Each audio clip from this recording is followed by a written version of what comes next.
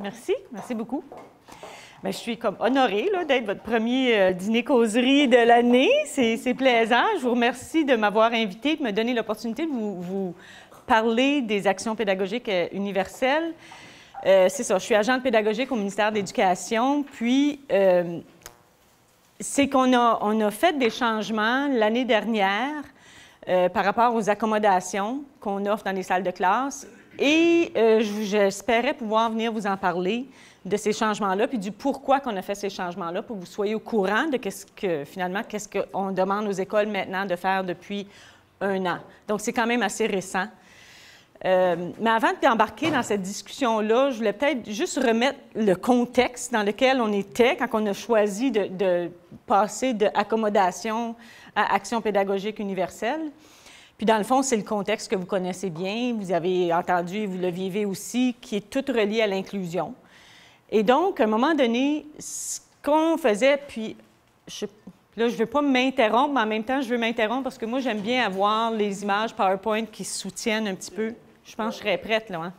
Alors, c'est ça. Donc, il y a les actions pédagogiques universelles. Je vais aussi vous parler des actions pédagogiques essentielles et des modifications aux attentes prescrites au programme d'études. J'ai mis des petits acronymes à côté. Je les ai mis petits et pâles parce que j'aime pas les acronymes. Mais malheureusement, c'est ce qu'on se sert souvent quand même. Puis, je sais que dans les écoles, ils vont parler des APU et des APE et des MAPE. Puis, des fois, il y a 1 P ou des fois, il y a 2 P. Alors, si vous voyez, vous entendez parler de ces choses-là, vous allez pouvoir comprendre justement de quoi il s'agit, mais il s'agit en fait des actions pédagogiques universelles, essentielles, puis des modifications aux attentes prescrites au programme d'études. Est-ce que vous avez entendu déjà parler de ça? Est-ce que c'est nouveau pour vous, le langage que j'ai ici, pour certaines personnes, puis pas pour d'autres? OK. Alors, comme je vous disais, il y a un contexte là, que vous connaissez bien, qui était tout ce qui est relié à l'inclusion. Puis, ce qui est arrivé, pour vous faire un bref résumé de ce qu'on a discuté, c'est qu'à un moment donné, on a, à force de parler de l'inclusion puis de parler de la diversité, on a réalisé que souvent, quand on parle d'inclusion, encore aujourd'hui, dans les écoles, souvent, ce que les gens entendent, c'est inclure l'enfant qui est différent. Puis nous, ce qu'on voulait aborder avec les enseignants puis les écoles, c'est que l'inclusion, c'est pas inclure l'enfant qui est différent, c'est de reconnaître que dans la salle de classe... C'est beau. Oui, c'est ça, on va t'inclure dans la salle, Mathieu. Il y a des gens qui ont des rythmes différents, il y a tout ça. C'est ça. C'est ça. Ça fonctionne très bien. Alors, c'est ça, c'est de savoir que dans la salle de classe, l'enseignant qui a 25 élèves dans sa salle de classe n'a pas 22 élèves semblables et 3 élèves différents parce qu'ils ont un trouble ou un handicap quelconque. Ils ont 25 élèves différents devant eux. C'est ce qu'on voulait leur rappeler. Puis la diversité, bien, ça peut être de toutes sortes de choses. Ça peut être, parmi ceux qui semblent être semblables, ça peut être les intérêts qui sont différents aussi. Donc, finalement, il y a la diversité des élèves, ça veut dire vraiment que tous les élèves sont différents. Ça veut aussi dire que parmi ces tous élèves différents-là, il y a des gens qui ont des intérêts semblables qu'on n'aurait peut-être pas pensé. Donc, il y a des similitudes aussi, mais pas nécessairement les similitudes qu'on est habitué de voir, qu'on a toujours vues pendant bien des années, qui étaient ceux qui sont forts sont là, ceux qui sont faibles sont là, ceux qui sont handicapés sont là. Donc, dans ce contexte-là, on a commencé à ce qu'on voulait faire au débat, même je dirais, avant de réfléchir à ce contexte-là, à un moment donné, on parlait des accommodations qu'on offrait en salle de classe, puis on a voulu retravailler les accommodations, en se disant, c'est pas toujours clair, les enseignants ne comprennent pas toujours quelle accommodation offrir, à quel moment, etc. Donc, on a voulu, au départ, repenser les accommodations, clarifier qu'est-ce qu'il fallait faire, à quel moment, etc. Et là, en même temps, on avait toute cette réflexion-là par rapport à que voulait dire vraiment l'inclusion puis répondre à la diversité des élèves. Alors là, on a commencé dans notre cheminement, puis là, je ne me souviens plus exactement, 2013-2014, qu'on a commencé vraiment à faire cette réflexion-là, qu'on a commencé à regarder nos accommodations. Et on s'est dit,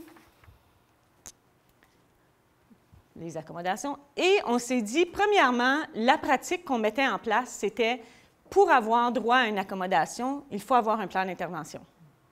Donc, l'élève qui a besoin qu'on décortique un petit peu la tâche pour lui parce qu'il a de la difficulté à comprendre les étapes, ou l'élève qui a un trouble d'attention puis qu'on a besoin de trouver des stratégies pour amener son attention, c'est des accommodations. Et donc, on a besoin d'un plan d'intervention. Puis là, si vous connaissez le plan d'intervention, vous savez que ça veut donc dire que l'enseignant doit d'abord essayer des choses en salle de classe, ensuite indiquer ça dans un plan d'action, faire une rencontre avec l'équipe stratégique. Qui peut prendre l'équipe stratégique se rencontre habituellement chaque semaine, certaines écoles à tous les 2 semaines. Donc, peut-être qu'avant qu'elle réussisse à rentrer dans l'ordre du jour, ça peut prendre un mois. Et ensuite de ça, discuter avec l'équipe stratégique en discutant de dire, oui, peut-être que cet enfant-là a vraiment besoin d'une accommodation comme ça à temps plein, ou pas à temps plein, mais régulièrement. Là, il faut rencontrer les parents.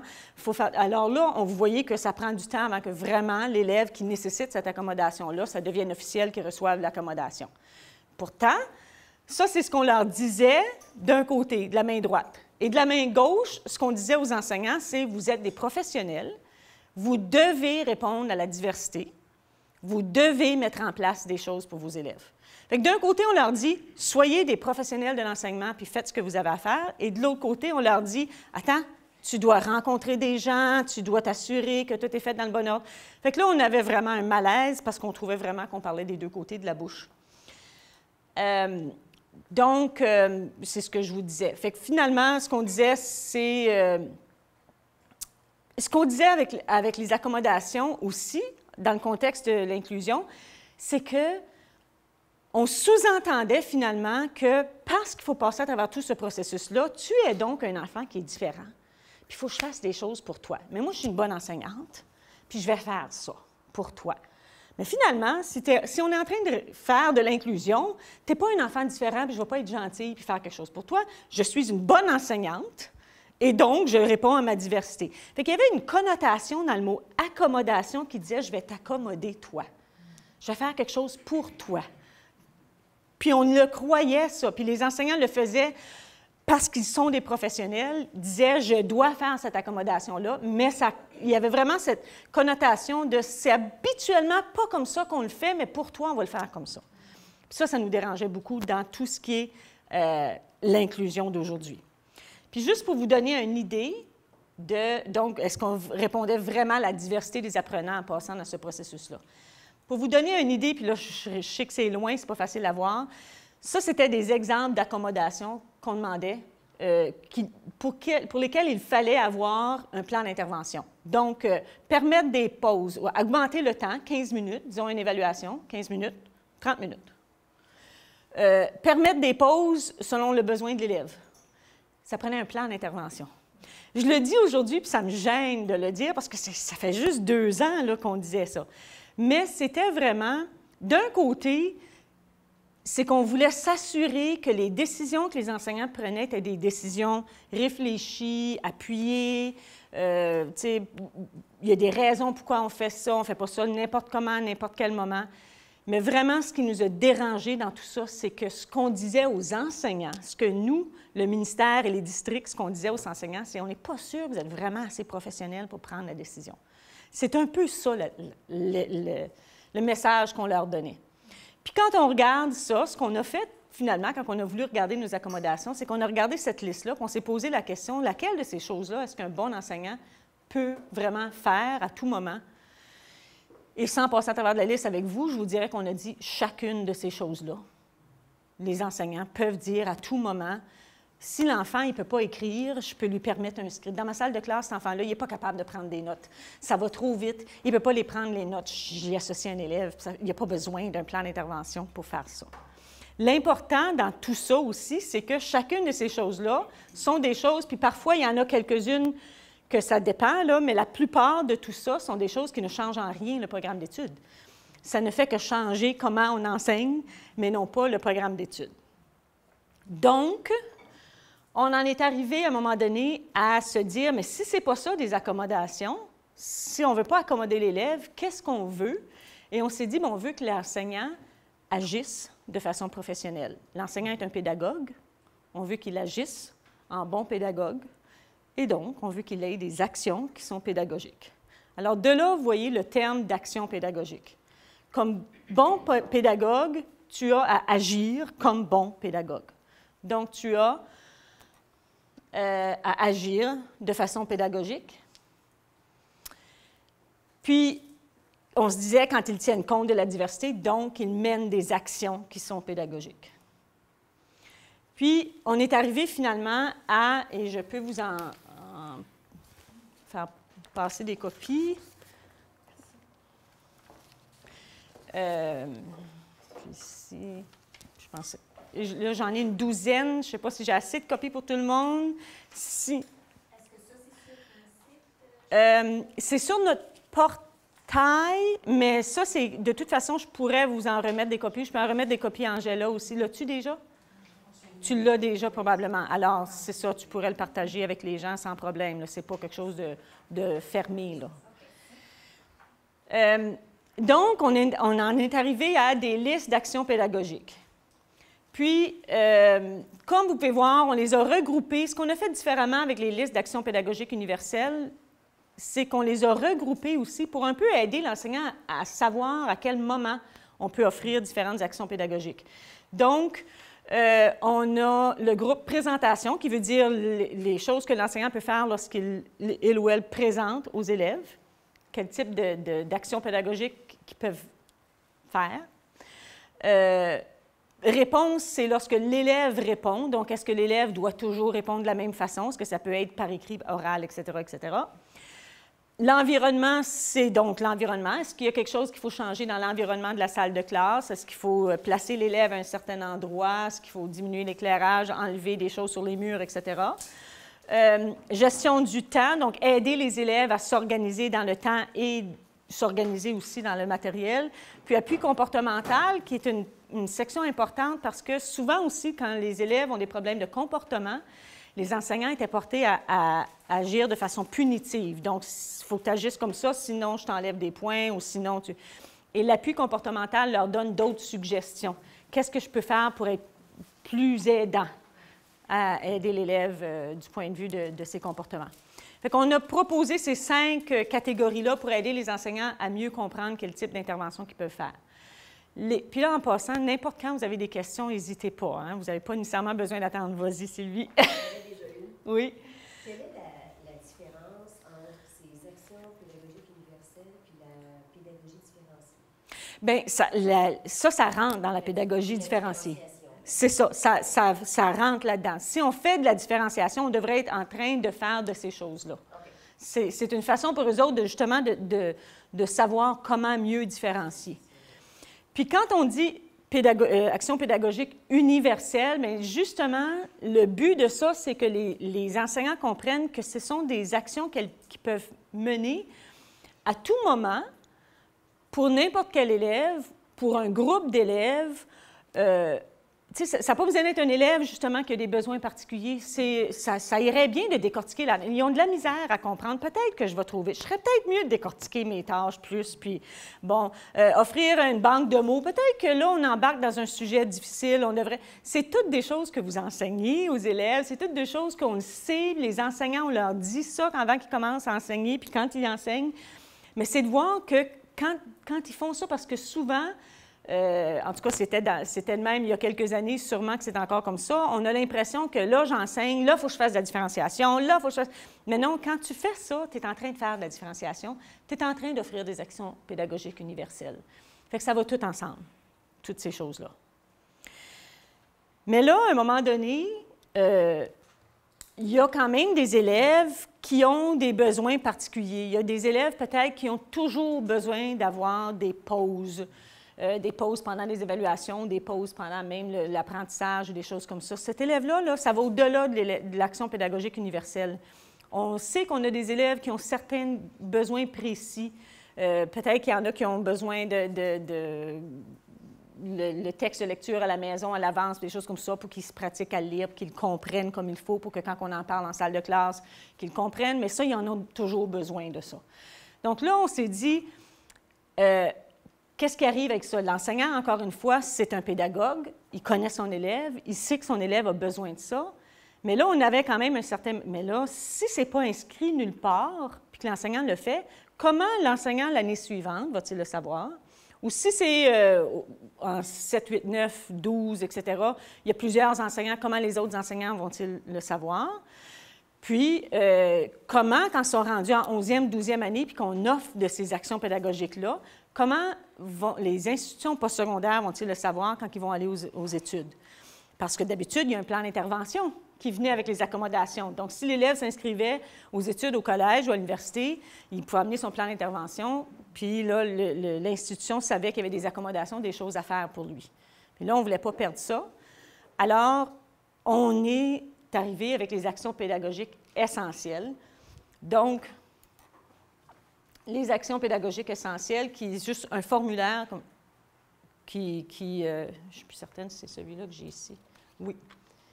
Que je peux vous remettre ici aussi, que vous pouvez voir ce que ça peut ressembler. C'est tout simplement un formulaire que remplissent les enseignants et ils inscrivent, encore une fois, c'est une action pédagogique. Donc, c'est l'enseignant qui détermine.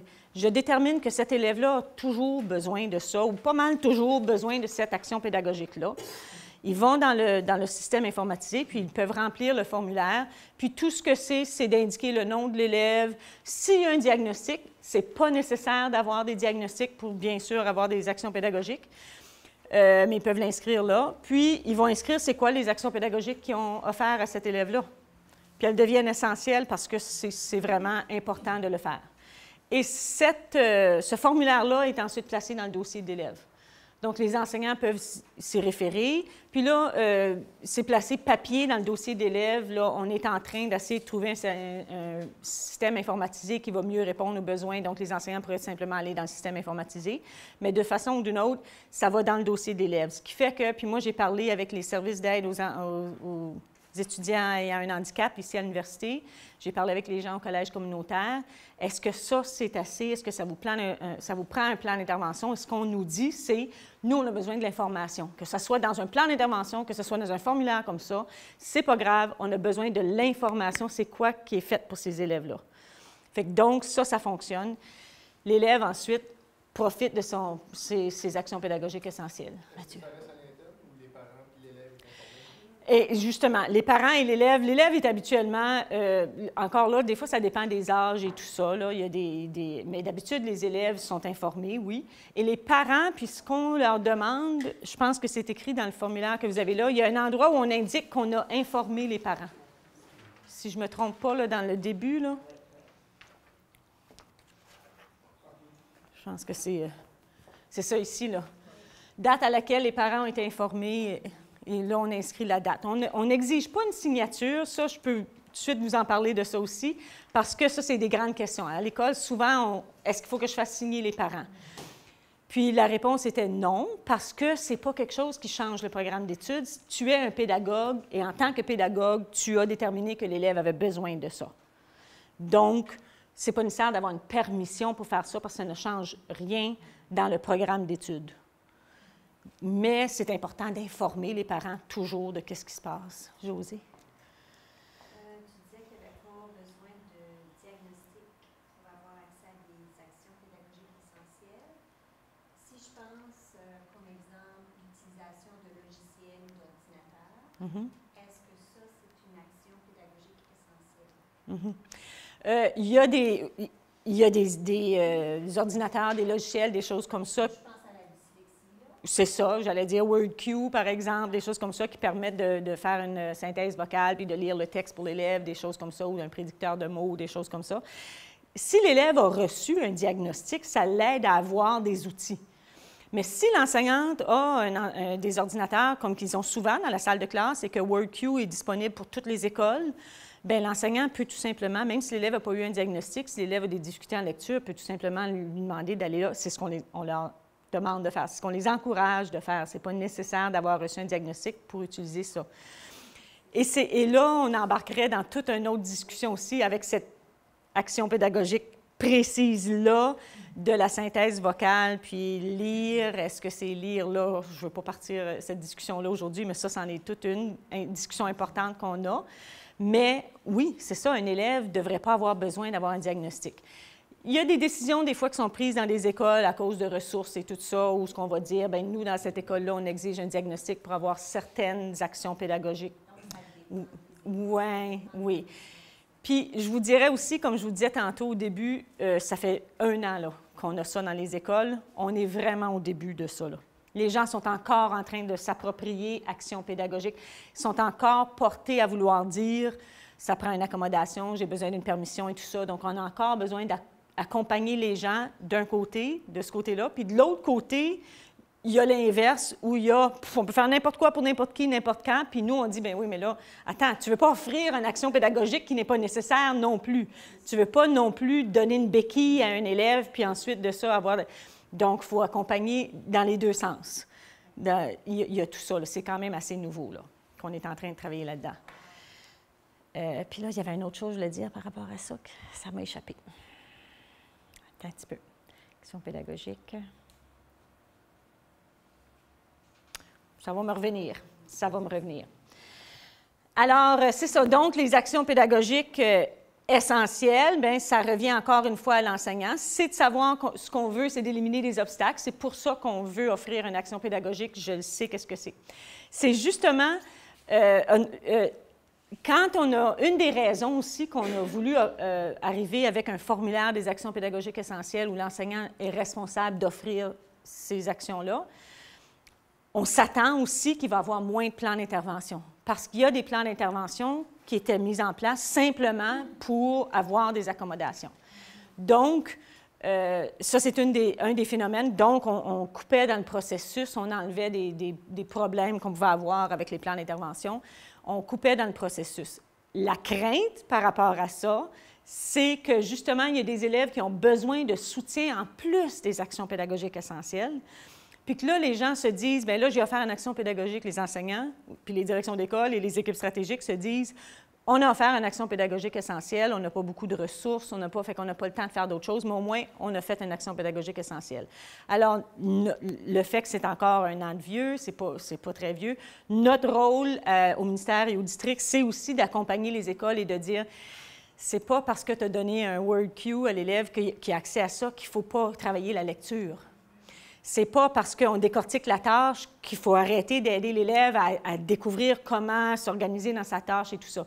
Donc, il y a ce danger-là qu'on est aux aguets et qu'on accompagne les écoles à savoir pas à ce qu'ils s'assurent, s'ils offrent une action pédagogique essentielle, de quand même se rappeler qu'ils doivent offrir des interventions. Et là, quand on commence à offrir des interventions, souvent, ce qu'on va faire, c'est que ça veut dire différents spécialistes. Des fois, ça peut vouloir dire qu'il y a une partie de la journée ou une partie de la période de maths qu'ils vont manquer parce qu'on est en train de travailler sur quelque chose de très précis là.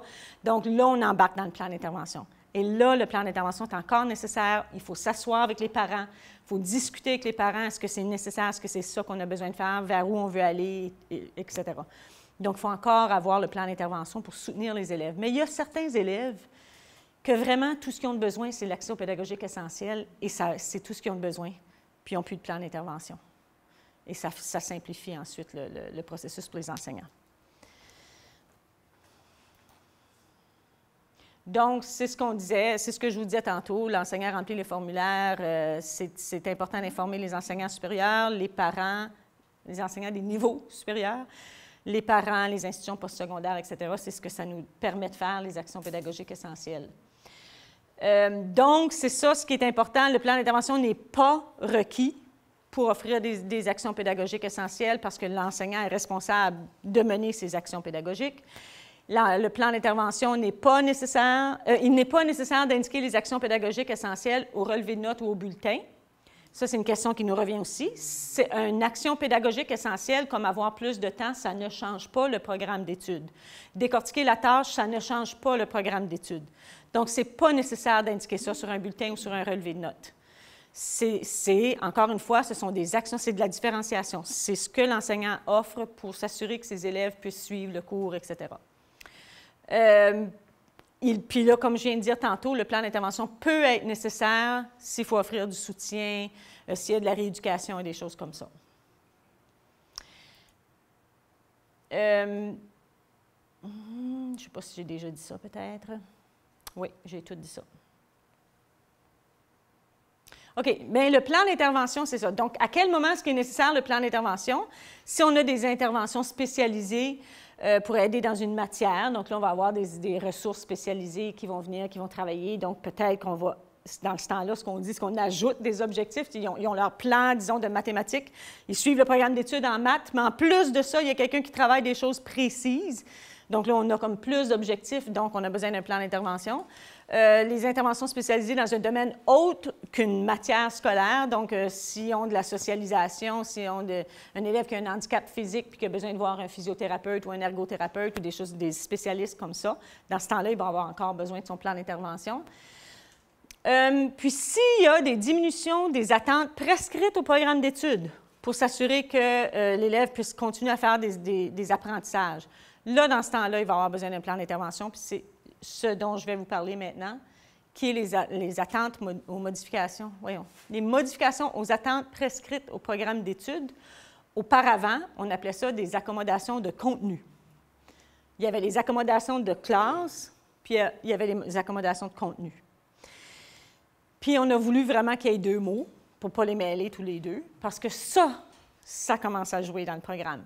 Donc, on est en train, ce qu'on veut dire par des modifications aux attentes prescrites au programme d'études, c'est que l'élève il est en maths 5e année, il y a un programme d'études en maths 5e année, mais là, on est en train de jouer dans son programme d'études. Il y a de très grandes difficultés, puis là, on dit, il y a des choses qu'il faut qu'on modifie dans le programme, il ne peut pas suivre tout le programme. Alors là, il y a deux choses. Soit que les attentes ont été réduites, ou que les attentes, ou certaines attentes, résultats attendus spécifiques, ont été carrément éliminés. Ça, c'est les deux types de modifications qu'il peut y avoir. Je vais les expliquer. Les résultats attendus spécifiques sont diminués. C'est qu'on prend le RAS du programme d'études, puis on le modifie légèrement. L'exemple le plus facile, je pense, à donner, c'est par exemple en maths 5e année, par exemple, ils ont besoin de faire des additions, soustractions, multiplications, divisions avec des chiffres jusqu'à, puis là, je ne suis même pas certaine, je pense que c'est 100 000. Mais peut-être que l'élève ici, qui est en 5e année, il a des grandes difficultés en maths, mais on veut quand même qu'il puisse faire ses additions, soustractions, multiplications, divisions, alors on va garder cette partie-là du RAS, mais au lieu de se rendre jusqu'à 100 000, lui, il est peut-être seulement jusqu'à 100. Il est encore en train d'apprendre à additionner, soustraire, multiplier, diviser jusqu'à 100. Puis quand il sera capable jusqu'à 100, on embarquera dans les 1000 et on embarquera. Donc, il fait finalement la même chose dans le sens d'addition-soustraction, mais il le fait de façon réduite. Tandis qu'un résultat attendu spécifique éliminé, c'est qu'on va tout simplement dire, lui, là, les additions, il n'en fait pas.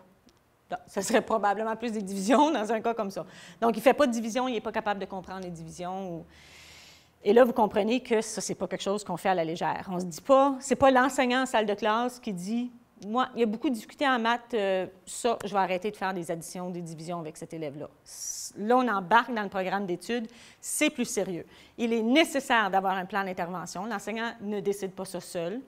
Et là, le processus dans le plan d'intervention, c'est que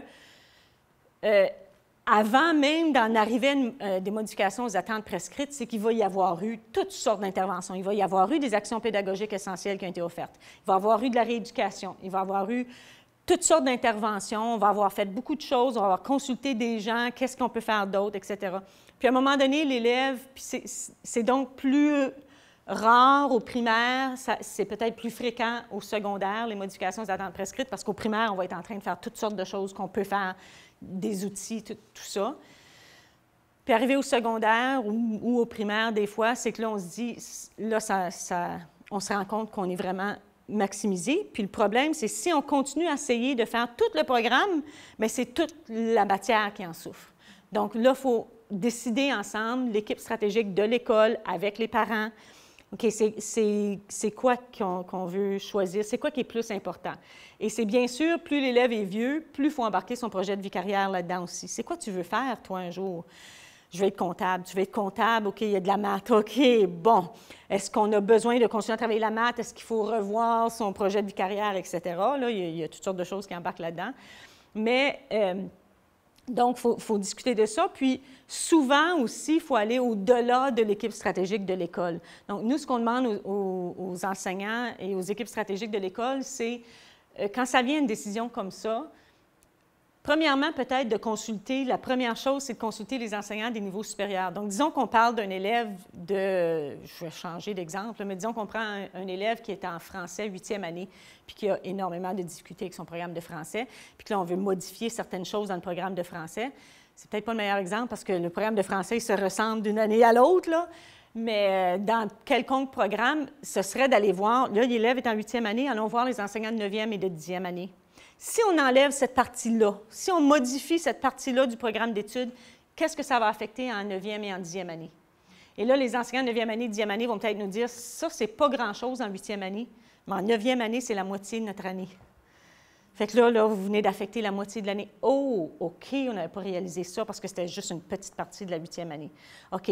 Fait que là, il faut travailler avec les enseignants de 9e année pour avoir des suggestions de qu'est-ce qu'on peut faire autrement, peut-être, ou comment, puis encore retourner avec les parents. Donc, il y a toutes sortes de décisions comme ça qu'il faut prendre.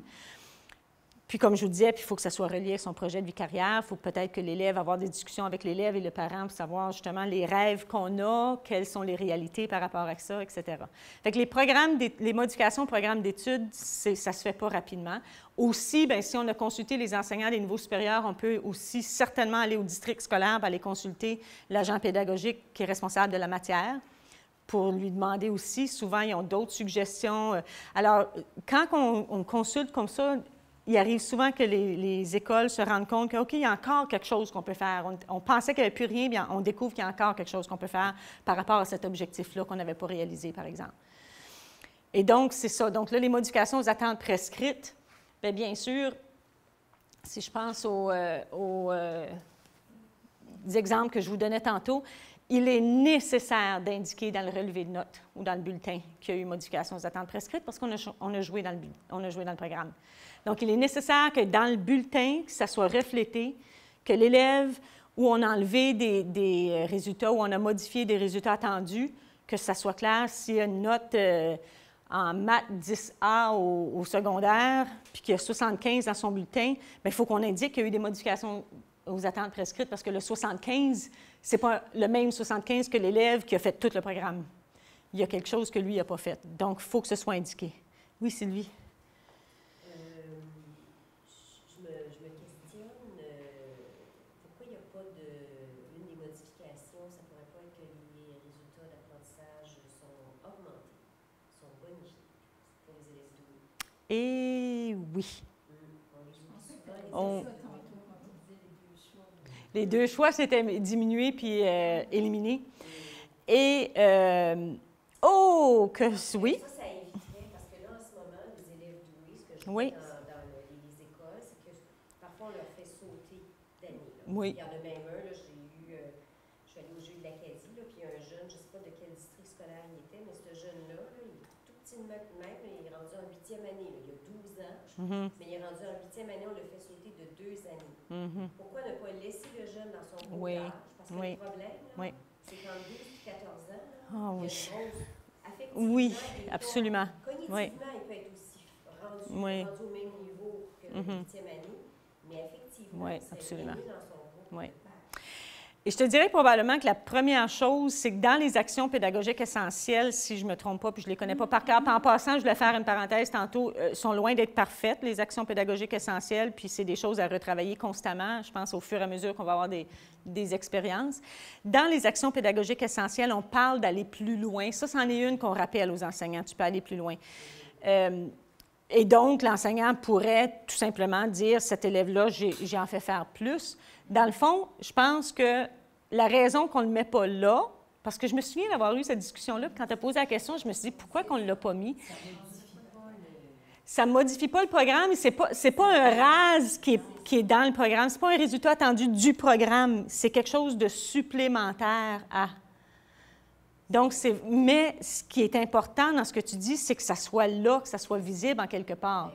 Fait que dans le formulaire des actions pédagogiques essentielles, ça serait important qu'on indique ça pour que ça soit visible, puis peut-être que ça, on ne le dit pas assez aux enseignants. De dire, indiquez-le dans les actions pédagogiques essentielles, que l'élève a fait plus que ce qu'on leur demandait, puis voici la liste de peut-être des types de résultats attendus que j'ai donnés. Oui. Je vais prendre note de ça pour s'assurer que ce soit plus évident et plus clair. Merci, Sylvie. Et donc, c'est ça. Donc, on disait, dans le bulletin ou dans le relevé de notes, il faut que ce soit indiqué oui. Je ne sais pas si tu veux prendre des questions maintenant. Oui, absolument. Parce que j'ai presque fini, de toute façon. Moi, je connais un peu moins. Dans le plan d'intervention, je sais que tu as dit que c'était une équipe qui est autour de ça. L'équipe stratégique. Qui sont les membres de l'équipe? Oui, excellente question. L'équipe stratégique, on appelle ça l'équipe stratégique. Chaque école a une équipe stratégique. Les membres de l'équipe stratégique sont la direction de l'école. Au moins un membre. Des fois, s'il y a plusieurs membres de la direction d'école, ça peut être une direction adjointe, mais la direction d'école habituellement. Et les enseignants ressources, il y a plus qu'un enseignant ressources, ils sont tous membres de l'équipe stratégique. Les psychologues scolaires, tous les différents intervenants, les enseignants ressources, ça peut être autant l'enseignant ressources qui travaille auprès des élèves qui ont un handicap visuel, etc., des gens qui travaillent auprès des élèves, des enseignants ressources qui travaillent auprès des élèves qui sont autistes.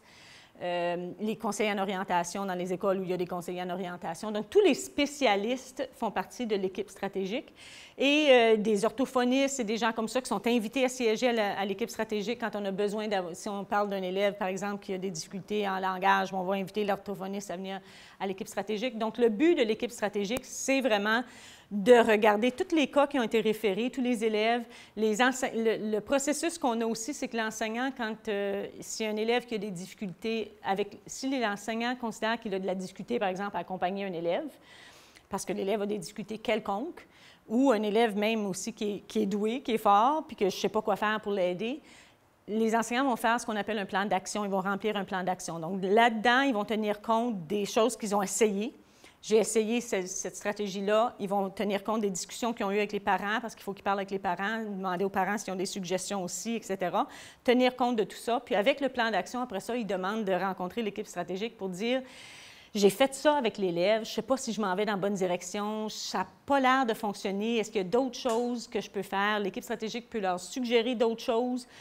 Puis aussi, à un moment donné, on peut peut-être décider qu'il faut peut-être passer à des évaluations, puis de voir s'il y a lieu de voir un plan d'intervention. Puis là, on discute avec les parents, etc. Fait que c'est ça le processus de l'équipe. Ma question est dans le sens, c'est certain que j'ai accroché sur le fait qu'on discute du projet Vicariat du jeune. Je me dis, c'est qui autour de la table pour discuter de ce projet-là? Oui. C'est rassurant parce que vous faites appel aux spécialistes du domaine. C'est ça. Je sais qu'ils ne sont pas partout non plus. C'est ça. Des conseillers en orientation, il y en a juste dans les écoles secondaires, puis c'est ça, il y a quelques écoles primaires qui l'ont, puis ça devient de plus en plus. Puis si vous avez vu le plan 10 ans aussi, le premier objectif, on parle du projet de vicariat. Donc ça, c'est des choses aussi qu'on veut mettre plus d'emphase puis mettre plus de soutien dans les écoles pour ça. Là. Ouais. Donc c'est ça. Oui, et ce qui arrive, la question qui nous revient souvent par rapport aux modifications aux attentes prescrites, c'est si on modifie un programme d'études, qu'est-ce qui arrive à ce jeune-là dans sa vie? Est-ce qu'il peut aller à l'université ou au collège? Ça, c'est certain que c'est la première question. Et d'avoir discuté, par exemple, ici, avec le service d'aide et avec les collèges communautaires, ce qu'on nous dit maintenant, avant, c'était plus difficile, mais parce que tout le monde progresse, heureusement, dans la voie de l'inclusion, etc., bien, ce qu'on nous dit, c'est on pourrait le prendre en considération. C'est certain que ça va dépendre du domaine dans lequel il veut s'inscrire puis des types de modifications qui ont été faites. Puis je sais qu'on a un exemple concret que je ne connais pas du tout l'élève, ça m'a été rapporté par l'école, mais il y a eu une situation où il y avait des choses qui avaient été modifiées dans le programme d'études, qui avaient été modifiées beaucoup dans le programme d'études de maths de cet élève-là, qui voulait s'inscrire à l'université. Et je ne suis même pas certaine, je pense que c'était en art, mais je ne suis même pas certaine si c'était bien en art.